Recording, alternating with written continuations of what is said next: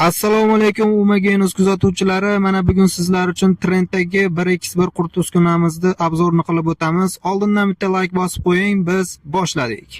Uskunamizning bu qismi shinek hisoblanadi. Mana shu yerdan suzma solinadi, oldi tarafdan chiqarib beriladi.